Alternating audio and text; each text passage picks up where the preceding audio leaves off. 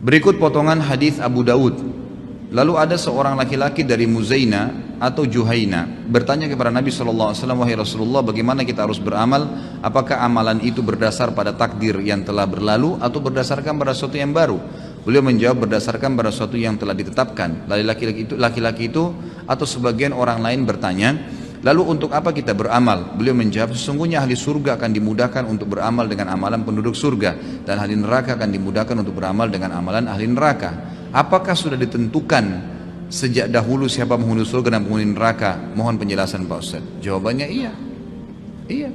Kita sekarang ini Allah sudah tahu mana penghuni surga, mana penghuni neraka. Tetapi bukan paksaan dari Allah. Bukan Allah jabarkan. Jabar itu dalam istilah bahasa Arab, Allah paksa dia harus jadi neraka atau di surga, bukan. Tapi Allah dengan keluasan ilmunya, dalam akhir surah Al-Anfal patokannya itu Allah mengatakan, a'udzubillahi minasyaitonirrajim, wa qad ahata bikulli syai'in ilma, dan Allah meliputi segala sesuatu dengan keluasan ilmunya.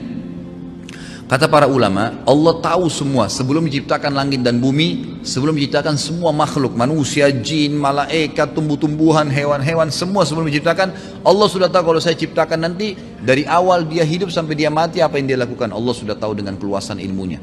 Itulah keluasan ilmu Allah Subhanahu wa taala. Ini yang dimaknakan dengan waqad ahata bikulli syai'in ilma. Allah meliputi segala sesuatu dengan keluasan ilmunya. Jadi Allah memang sudah tahu. Karena Allah sudah tahu si fulan ini kalau saya ciptakan nanti dia akan pilih perbuatan penghuni neraka, maka Allah mudahkan jalannya dengan itu. Saya kasih contoh. Saya jelaskan ya, saya reviewkan kembali. Takdir ada dua macam, ada mutlak dan ada ikhtiar. Ada yang mutlak, antum tidak bisa campur tangan di situ. Lahir dari rahim ibu siapa, ya, paras wajah kita, warna kulit, umur kita, berapa lama kita akan meninggal, itu semua fungsi-fungsi anggota tubuh, kuping mendengar, mata melihat, hidung menghirup, lidah mengecap, bibir mengucap, semua itu fungsi tidak bisa dialihkan. Nggak ada orang bisa makan dengan kupingnya, nggak ada orang bisa mendengar dengan matanya, sudah begitu. Itu takdir mutlak namanya. Allah memang yang pilihin. Itu hak kuasa Allah SWT. Ada takdir yang kedua, ikhtiar. Ini yang sering orang tidak faham. Artinya berhubungan dengan perilaku kita sehari-hari. Makan, minum, tidur, menikah, semua itu adalah ikhtiar. Allah termasuk beriman dan kafir itu ikhtiar. Ikhtiar. Sekarang antum bisa duduk di masjid ini, majelis kita bisa pulang. Siapa yang bisa tahan? Walaupun saya bilang jangan pulang akhi, tetap kalau antum mau pulang hak antum, tidak ada yang bisa tahan. Tapi dengan antum memilih salah satu perilaku, duduk atau pulang, Allah sudah tahu pada malam itu, pada detik itu, di majelis itu dia akan pilih pulang atau dia akan pilih duduk, dicatat sebagai takdirnya. Gitu kan? Seseorang mau keluar ke diskotik atau mau tinggal di rumah, dia pilih kan, bebas, nggak ada yang paksa dia. Pada saat dia pilih tinggal di rumah, Allah sudah tahu sebelum diciptakan dia akan pilih tinggal di rumah. Pada saat itu dia batalin ya ke diskotiknya, Allah sudah tahu pilihan dia sebagai pencipta. Atau kalau dia keluar pilih ke diskotik, Allah sudah tahu dia akan ke diskotik malam itu, dia akan minum atau dia akan buat apa, maka Allah tahu apa yang dia lakukan.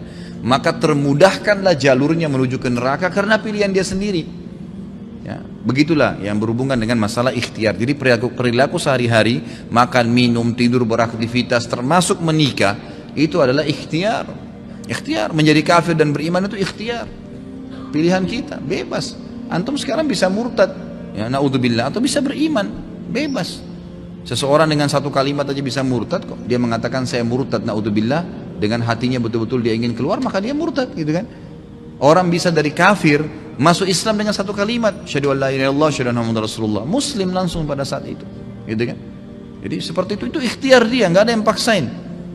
Tapi Allah sudah tahu dengan kemahaluasannya, di Lauhil Mahfuz tercatat apa saja yang kita lakukan sampai kita meninggal. Yang mungkin kita belum tahu besok kita buat apa. Seperti itu memahaminya.